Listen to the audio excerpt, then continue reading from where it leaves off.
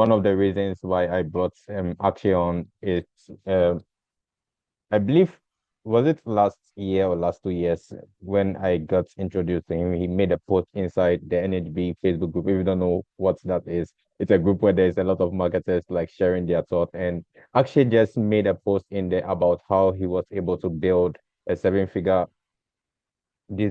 direct response design agency while he's still in India. And it was like mind blowing because one of the reasons people prevent themselves from building anything worthwhile is they stop themselves by telling themselves, I am in this third world country, it is not possible for me to do it. And seeing someone who was able to do it, the people he connected with was really amazing. And when I spoke with him, I saw the amount of work he placed into what he does, that the type of result he was bringing for his clients. And yeah, so actually, welcome to the podcast, man. It's great to have you here again.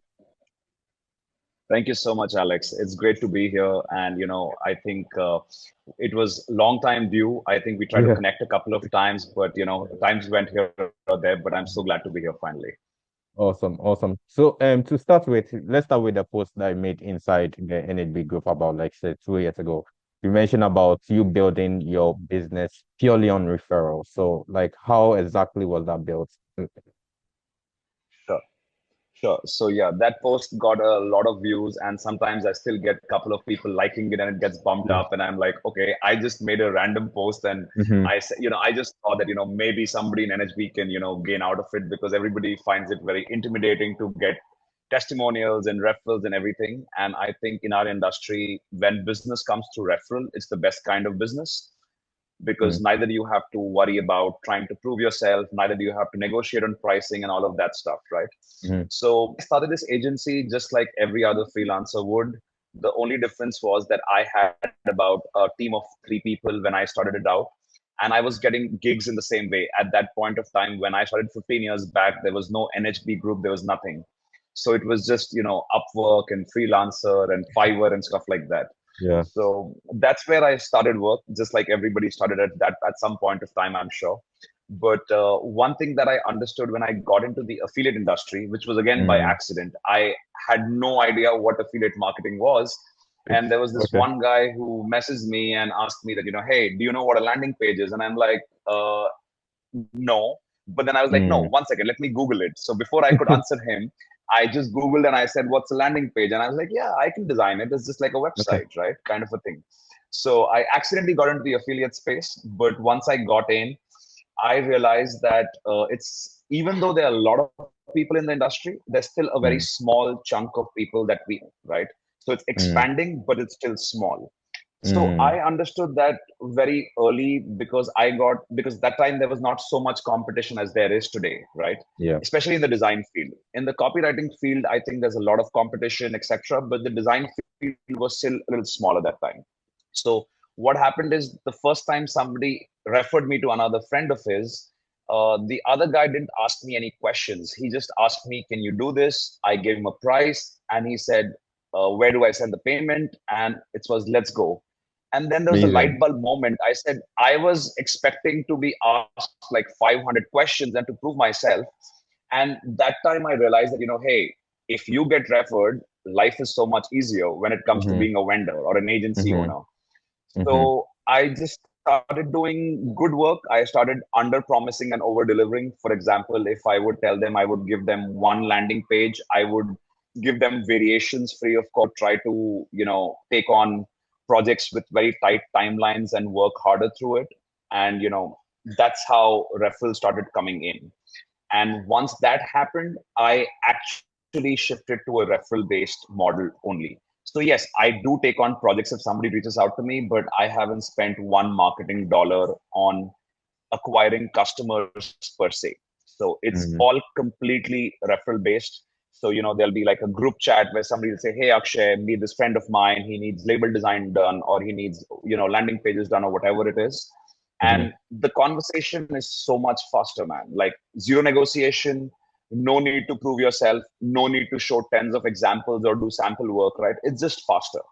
But at the same time, I feel that one thing that anybody who wants to build this model or can build this model needs to remember is that with referrals also come a very important responsibility. For example, if Mm. you're ready, while you will vouch for me in one way, they will do their due diligence, but at the end I also have my role to play in Yeah. making sure that you get a good name because you Mm-hmm. referred somebody to me. So every Yeah. time a project comes from a referral, the pressure, I would not say pressure, I would say responsibility of Mm-hmm. delivering good work is even higher, Mm-hmm. right? Because if you do good work, then this guy might be the client who gives you the next big referral, right? Mm-hmm. So the responsibility is Mm-hmm. higher when you get projects on a referral basis. Mm-hmm. Amazing, amazing. Like it's always amazing when like you get because referrals they come to you. It's like it's a connection between two people. And one of the things that happens in these spaces before the job is posted on the job board, like there's a conversation between two people in the DMs. Hey, do you know this person? Do you know a graphic designer? Do you know a video editor? I'm looking for this person. And if they know someone, they connect you directly. And that's like the fastest way to get hired. So Yeah. which year was that when you start like was that message sent you that do you know about a landing page? What year exactly was that? That was probably about 12 years back, man. 12 or 13 years back. Yeah. Yeah. Amazing. That's how I feel like a dinosaur in the industry. I'm too old. Dang.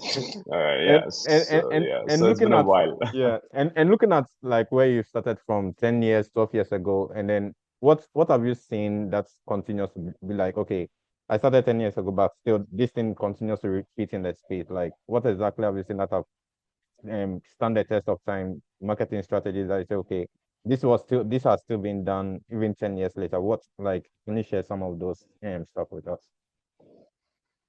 So I would say that while this industry is absolutely dynamic, right? Mm-hmm. Of the industry still remain great copywriting, great media buying, great design, right? Mm, I feel that the basic pillars of marketing will remain the same as mm, long as we're in the online world. But at the same time, I would say that it's so dynamic that it does change every day. If you looked at the landing page I designed 15 years back, I would never even think that okay, this is what I designed, like this looks so yeah. horrible, right? So Yeah.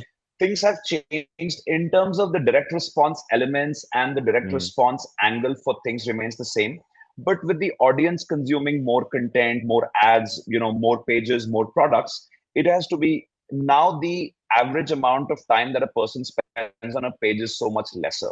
So mm, you really need to capture their attention quickly. So I would say that capturing somebody's attention was there 12 years back and now as well, but how much content as a visitor or a user has dramatically increased. So I think it every day this game changes, and the only way to keep at it is to keep learning. yeah. Yeah. Absolutely. Yeah. Absolutely. And one question that comes in mind was like, as you are working, when you started working in this industry, was the question of you being in India, does that come up and how did it affect you back then? Oh yeah. Yeah. So when you come from say India, Africa, Bangladesh, any of these places, right? So one of the biggest challenges that people have is with communication skills, correct? Mm, So I was fortunately good in communicating in English. nice. So for me, I decided that the minute I hop on a call with a client, I build that trust and that connection that he can connect with me, right? Mm, So while that was an issue initially, again, same thing. I would say the referral based marketing helped because yeah. if a, most like 90% of my client base is America now. I work in Mm, the US for all my clients in the US. Some of mm, them in UK, some of them in Europe, and some of them in Australia. But 95% of my market is still US. So I think communication was most important. But I think that getting on a quick call, learning the way they write their emails, learning the way communication happens with them, and continuously absorbing it mm, made me better at communicating in their language, right? Even though right. the medium of communication still seems English, but the way you have a communicate, the way you have a chat is very different. Yeah. So it did come up initially, and I did have to fight that little stigma of, hey, are you an Indian freelancer? Will you do good work or not, etc. But Mm, as you start showing good work initially and you start building that trust, I think goes away. I think mm, nobody cares about where you are. And one more yeah. thing which I would say is that if there's a difference in time zone, right? you Mm-hmm. really need to be available at their time zone. Mm-hmm. A lot of people feel, like if I'm available, like every night I work from 10:30 to 1:30 at night my time. Mm-hmm. That's because all my clients in the US, so I need to be present at what time is convenient for them, Wow. right? Wow. So you have to do that, right? That's the name of the game. A lot of people are like, hey, do you ever sleep? And I'm like, that's fine. Like, if I want to build this business, I have to be available when you are available, right? So, a lot of clients will be like, hey, we are so sorry we kept you up so late. I'm like, I never say, I always say, no problem at all. I'm here. You need work Yeah. done, I'm right here. So, Amazing. Amazing. Like that like ethic is, and thanks for sharing that because like not everyone says that. Like some people will say, okay, because of the time zone difference, I would rather be awake and do the work and then submit it later on. But you are saying that you're working in their time zone, being available when it counts, and then that's like really yeah, amazing. And that's what yeah. it circles back to what you say, like you under promise and then you overdeliver because not many clients would expect you to stay up late at night doing the work that's needed to be done. And honestly, Alex, the industry is so fast moving, right? Mm-hmm. Today, if somebody is looking for a simple label design and he messages me at 10:30 at night, but if I have not responded, he will probably message two more designers, and Mm-hmm. whoever responds, he might get the project, right? Sure. So Sure. that is how fast people need stuff. If you ask any client, when do you need this delivered? I think in our industry, everybody will say yesterday, right? Yeah. Because everything needs to be done quicker. So if you are not available at the right time, at the right place, no, it's not going to work out. And one Mm. more thing is, while I know that traveling for conferences and events might be expensive, but that also changed the game for me completely. Now I have been to so many conferences, like I've told you earlier on our conversations as well, right? Mm-hmm. The minute somebody says hi to you, and at a conference, trust me, it sounds so funny to other people, but I have never discussed business in conferences. Mm. We will sit down, we'll have a good meal, we'll catch up on a couple of drinks, talk about everything. It's about building connections, and Yeah. the conversation about work is just a little layer underlying of all the conversations, Mm. and that will build into business at some point of time. So networking events is also a great way to do it, right? Like, it's really important. Amazing, amazing. And looking at like your stories, one of the things that I say is you like sharing like your walks, like you go on this walk and then share like how much you've traveled, and then these Lego designs that you've also been doing. Does that come into like the conversation? Does like you meet someone, then they are also like Lego fans, and then you start talking about how does that conversation like in these big marketing conferences look like? So, see, everybody is on social media, right? And you know that we use social media for business, not just for personal stuff, unlike Yeah. other regular people. So, when you post a story, you don't know who is looking at it, right? Engagement is not important. I always tell Mm, people it doesn't matter if you get five people liking your post or 500 people liking your post. It's just about one right person seeing your post on the right day at the right time. yeah. I've worked for a client called Primal Queen, which is one of the highest converting offers right now in the space in supplements. And I just posted a comment on somebody else's video that, hey, great that you like the page. We designed this. That one comment got me like probably 15 leads, which I had never Wow. expected, right? So I feel that all these things, like, your digital footprint comes together Mm, in its own way. You don't know what people are looking at, you don't know what people are, consuming when you're yeah. posting your stories or whatever. So engagement is important, giving value post is important, but yeah, if you use your social media like I do, which is like a canvas between a little bit of my life, a little bit of the stuff that I like to do apart from work, but a lot about work, that has worked for Mm, me. So I would say that if it works for me, it can work for somebody else for sure. true. That's true. That's true. Like one of the Yeah, things I took based on our conversation last time, one of the things I took from you was like being of value, like give value first. Like that's like one of the things that I started like doing after our conversation is like get into groups. Okay, what are people asking for? Then just like help them out, and that's it. I started like building in public recently, and then I was like telling people about yeah, me building on YouTube. Some people don't even like the post, but inside this group like NHB group, like someone commented under a post that, hey, Alex does this for his client. But I've not seen him like post like any comment or like the post I share, he didn't like it, but people are seeing Yeah, what you are pushing yeah. out there. So it's like it's Yeah, mind yeah. blowing. And I mean, I think you are a perfect example of how to skyrocket your presence, right? I Hmm. mean, I had not known you a couple of years back. You Yeah. came on to NHB, you build your connections, you help people when they didn't ask for it, right? Mm, And look at where you are. There's so many people, not just in the NHB community, but people that you work with. Your own Facebook group is yeah. so popular, right? So Sure. how did that happen? You also, if you think about it, I mean, I'm sure I don't need to say this to you out loud. You know it, where you came in and where you have reached, right? Like, Yeah. if you look at our first chat, it was not so long ago. Hmm. So I think Hmm. that's the great way to learn, right? Like, you have to keep doing a little bit of extra if you Hmm. are in a market like ours where there are so many people offering the same service. You have to do something to stand out. Yeah, absolutely. And let's circling back to the question of why design actually, because there are a lot of things you could have done, let's say maybe something different, like why exactly was it design websites and landing pages? You mentioned you got into landing So, pages affiliate like by mistake, but why design actually? Like what was happening back then? so okay, so I'll give you the complete lowdown. I when I designed my first website for a company locally, and when the client saw the website, he was like, "Wow, this looks so good," right? But that reaction from a client made me really Mm, happy. I was like, okay, this is something which you can visually see, right? And the same stands for copy. When somebody reads your copy, you're like, oh wow, this reads so well, right? So I think I really got into design to start with only for the wow factor, because I just love the fact that, when somebody sees my work, for me, it's like a piece of art, right? A landing page, when the client looks at it the first time and they're like, oh, this looks amazing, right? Whereas if I absolutely respect, I have mad respect for developers, because yeah, I have no idea of coding. But what happens when people look at the code, I feel people are so less appreciative of code, right? They'll be like, yeah. yeah, it functions the way it should. Mm, you know so and the reason I say that is because I have some of the best developers on my team who do some mm-hmm, fantastic work, right?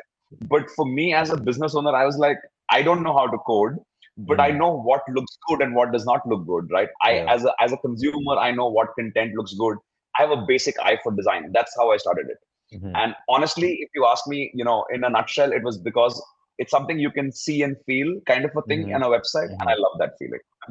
I love Amazing. when a client looks at my page and says, "Oh, Akshay, this is mind blowing." Right? Like, I send a message to them with the design, and they're like, "This is perfect." "Oh, this looks so Yeah, good." So I just love that feeling. And I'm yeah. sure as copywriters, I am sure copywriters have the same thing, right?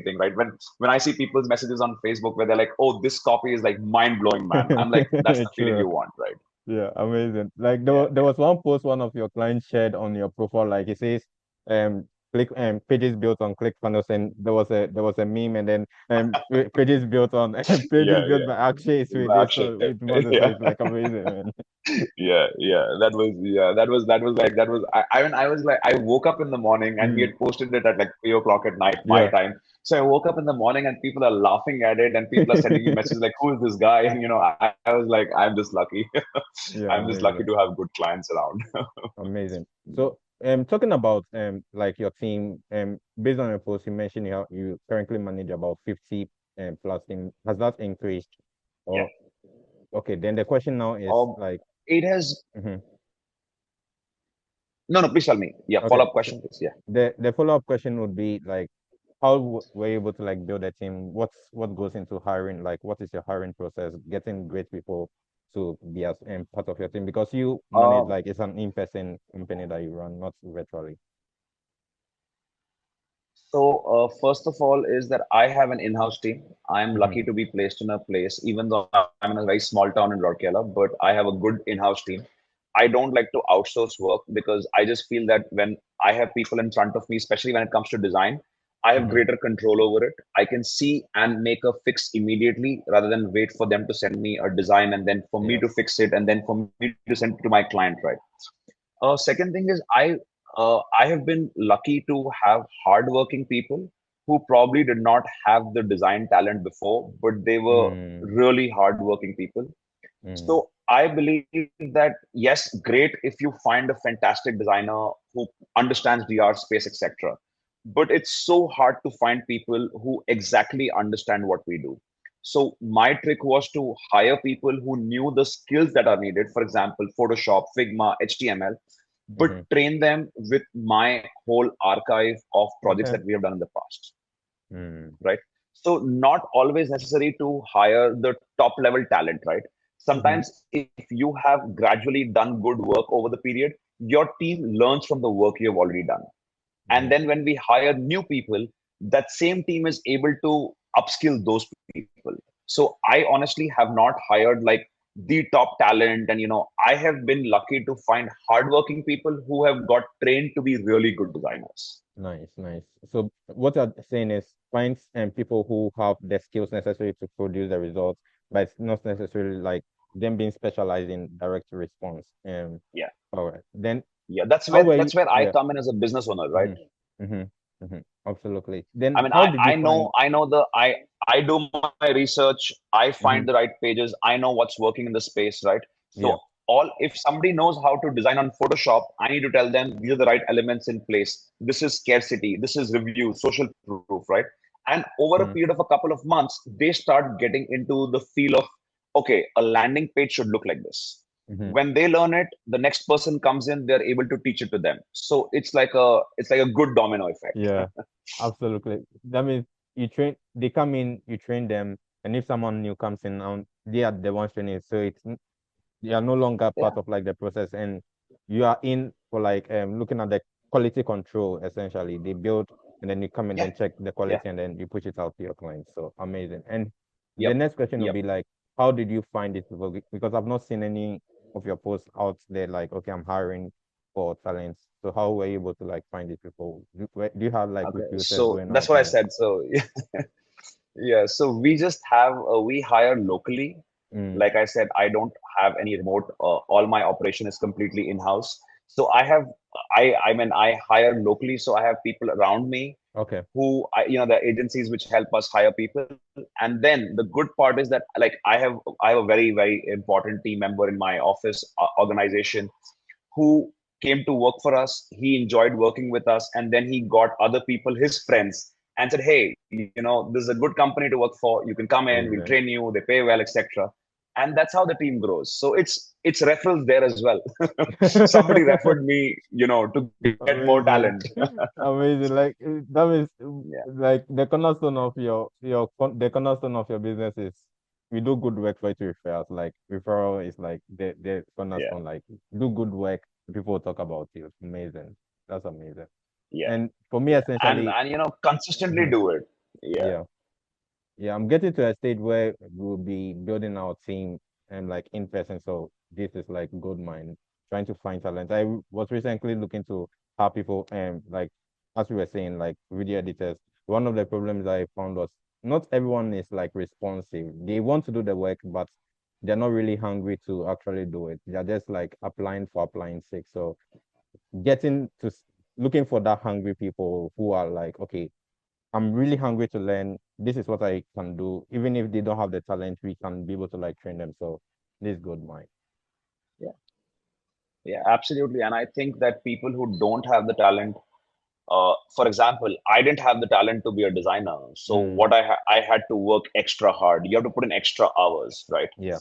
For example, whether it's trying to get projects, whether it's at the end it boils down to making more money, or Mm, having a better job experience, or whatever it is, you have to work hard. And like yeah. I think I am as hungry as I was 15 years back when I started as I am today. Mm, So and I also believe that no work is too small. Like mm, there's a lot of talk about the right fit of client, right? mm, I truly feel that there will be easy clients, there will be okay clients, and there'll be difficult clients, but you have to take yeah. them all. If it's a project that you can do, take it on. It Mm, depends, right? I mean, for example, I'm still a small boutique agency. mm, So I don't have the liberty to say, no, I don't think you're a good fit as a client. No, I never yeah. do that. Every Yeah. client who comes to me, if I can do the work, I will take it on. whether Yeah. it's a small project, whether it's a large project. For me, a project is a project. Nice, nice, nice. And that even like shows in your work because it's a relationship built on people. So when you do good work, even if it is for a small client, because someone would not expect like the amount of result that you produce for your clients to work with them. They'll feel like I'll reach out to Akshay. Would he want to work with me? Like they'll feel okay. You'll say no, but when they reach out and you say, okay, yeah, sure, bring it and we work, it's like, oh wow, Yeah, he's yeah, totally down in working with me, and it blows up from there. yeah, man. And you never know what project is going to lead you to how big a project, right? Yeah. For example, I designed a small label project for a client Mm, about 8 years back. It was a one-off project. That client has turned out to be one of my biggest clients today. So mm, if I said no to that project because it was a $50 project, I would mm. not have made $500,000 out of that client. Yeah. That's Amazing. the kind of growth you can see.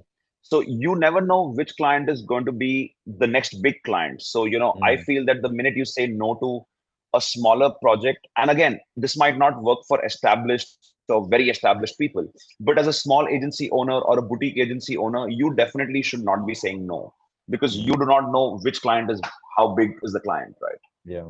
Yeah. And one thing I'm really curious about is like after working with so many offers, has the thought ever occurred to you to launch your own offers? Because like you're saying, okay, this is what is working. Let me just launch mine and see how it goes. Has that thought occurred to I you? I have been asked this question on so many webinars, Mm, podcasts, everywhere. I don't know, man. I know launching an offer is a great idea. I think I'm yeah. slightly a more content guy. I like to stay in my lane. Mm, So maybe someday I have this one backend project that I keep working on, where I think I'll launch this someday when I get tired of running this agency, but that time awesome. hasn't come. And I like to stick in my own lane. I'm enjoying growing this business slow and steady. Awesome. So not yet. Mm, The thought crosses my mind a lot of times when I see a simple landing page and somebody making so much money. I'm like, I could do this. And then I'm like, let me not, I don't know what the backend yeah. is like. There might be Yeah. so much other stuff that this client might be doing, which, Mm-hmm. so, I never take it Mm, lightly. I know that running an offer, while it's a great thing, and I completely believe that it's a great thing to have your own offer, but I also know it takes a lot of work. So currently, yeah. with the way Yeah. I'm placed right now with my team and everything, I think what I'm doing and sticking in my lane is good. Amazing. Amazing. And for the products that you work on, like which ones are like the top ones? Is it like supplement or Bishop Office? Which like type of office So exactly? for me, health, wellness, and beauty has always been number one. That is Nutra. Mm, And I would not say that's, I mean, that might be very personal to me because I just have worked in that space a lot. So I know a lot of people who are in the supplement space. mm, Apart from that, we do a lot of lead gen stuff as well for, okay. legal lead gen, financial lead gen, home improvement lead gen. So that's been big for me as well. But I would say that, even till date, supplements has been the number one for us. Nice, nice, nice. One of the things that like Yeah. God is leading me to is like real estate and then health. So like anytime I see what you create out there, I'm like, wow, let me try to learn from what you're doing because I'm speaking with someone recently and we are partnering up with them to like launch this supplement and I'm really excited about that because the potential is massive. In Ghana like this, they don't have really direct response style like marketing is always like referral based. Sometimes you'll be in a car, someone will come on board trying to sell you this medicine and that sales process is very long. So I'm thinking, okay, how can we position these guys in such a way that we are able to like sell online? And I'm really excited about that. So I'll be coming into DMs and be asking you a Very lot of cool, man. questions. Whatever you need, man, whatever you need. Mm. If you need anything done from me to help you with that, I'm always available. If you need any kind of, if you need any information to see Mm. what top pages are out there, what can work, what cannot work, it's perfect. And I always believe every country or every locality has its own way of selling. Like, for example, we Yeah. are working for a Thai-based brand which only sells in Thailand, right? Mm. So Southeast Asia has got a very different way of consuming content and buying stuff, right? So it has to be tweaked for that, right? The US market is Mm. different. The way we do it for the Thai market is completely Yeah. different, right? So, Yeah. yeah, Yeah. it's Yeah. always important to localize it a little bit. Mm-hmm.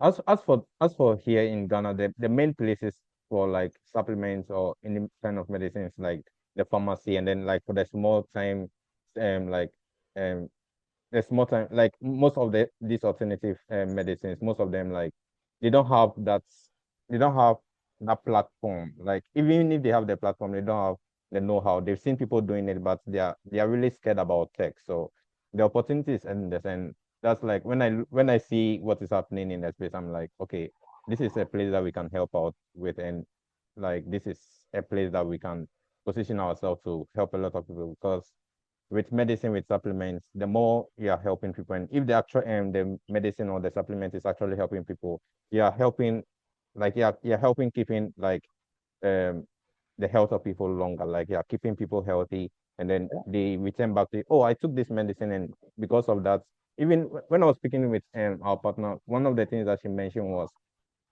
if it was not because of that medicine, should have died for a very long time. And now because of like alternative health, like the supplement, she has been able to stay alive for about 20 years now, and that's like mind blowing. That's mind blowing.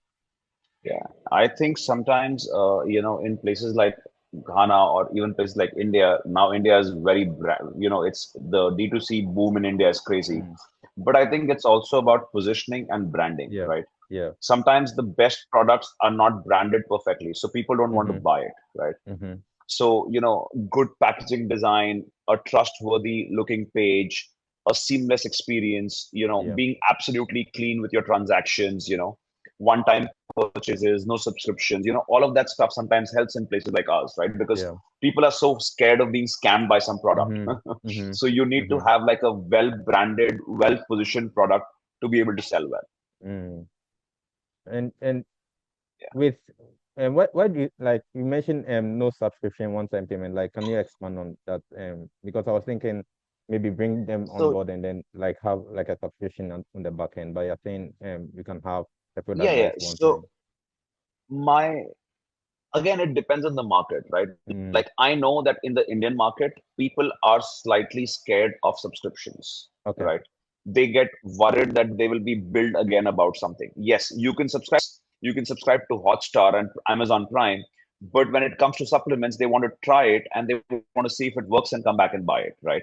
Okay. So there are some markets which are conscious about it. So if the market you want to sell to is conscious about that, it needs to Mm, be clear to people. okay. Like in India, there are brands that I have seen which try to sneak in the subscription for them, and that does not work always. So I think it's important to, gain the trust of your customer by selling a good product, and I'm sure they'll come back for it. But yes, Amazing. if you can roll out subscriptions, why not? Yeah, best way to make money, right? The Yeah. lifetime value of the customer is all that matters. Awesome. And for someone who is maybe thinking about getting into the space, like what's your number one or number top three advice you'd give to maybe like someone getting into working in D2C direct response? What are your what is one advice you would give to someone like that? Research, get deep dive into what's out there. Whether you Mm, want to be an email marketer, you want to be a copywriter, you want to be a designer, you want to be an offer owner, there is so much information available. And researching what is out there is most important because at the end, everybody has followed somebody till a certain point of time of what's working, right? There is enough yeah, information to tell you what's working, and the deep dive research that you do is so important. Even though I design landing pages every day, I time every weekend to go to these platforms, go to these forums, see what other people are running, right? So, that is very, very essential. If you do not know what's working out there, it's so hard to start from. yeah, And, we are lucky that the world is open to us, right? Whether it's an yeah, offer in US, Europe, Australia, wherever it is, right? Just go to ads library, Google ad center, find out the yeah, top ads, click on it, see what's working out there. There's so many plugins which help you find out how much traffic is being run, what sales are mm, happening. So I feel doing the research is very important. And of course, if you want to get into it as a offer owner, I might not be the best person sometimes to mm, guide people. But if you want to get into as a vendor or a service provider, yeah, you should know, number one, what you like doing, whether you like writing copy, whether you like designing like I do, and then doing hard end research on it. Amazing. And Amazing. if I feel that if you do not know what space you want to start at, start working under, join somebody's team, learn from them, right? Mm-hmm. That's the best way to do it. When honestly, if I had to start today, I would join a big DR design agency and Mm-hmm. learn from them. It would be faster. When I started, it was like I did not know what web design agencies were doing this kind of DR stuff. In India, there was not such a big D2C boom at that point of time. Yeah. So, I started it like that. But I think working on, like, I feel even today, there's so many things I can learn from working under a bigger funnel builder or a funnel designer, right? But I mean, I that while that ship has not sailed for me, but I still Yeah. think that I have my own stuff to manage. Unfortunately, fortunately, but I think working under or with somebody is the best way to learn. Mm-hmm. Like honest, when I did my first landing page, I did it for free. In fact, I Yeah. did tons of landing pages for free just because I wanted to know what I'm doing is correct or not. And I did not Mm-hmm. have the heart to ask somebody for money on something which I itself did not know Yeah. what I was doing, right? Mm-hmm. So even there are times when we work on something completely different, which I have not touched before. I first give the client a little bit of a sample to ask him, hey, are we on the right track? If we are not, no worries. But it's so important to learn from somebody else and Yeah. to understand if you're offering the right service. So doing a lot of free work is never a bad thing. Amazing. Amazing. And apart from like Facebook, is there any way that people can reach out to you on, do you have like a website or anywhere that is Facebook is the best way to reach out to yeah. me. I can be reached on Telegram as well. I will drop you my Telegram handle. So Slack, Facebook Messenger, and Telegram is the best way to reach out to me. All my clients, nobody wants my work to be shared publicly.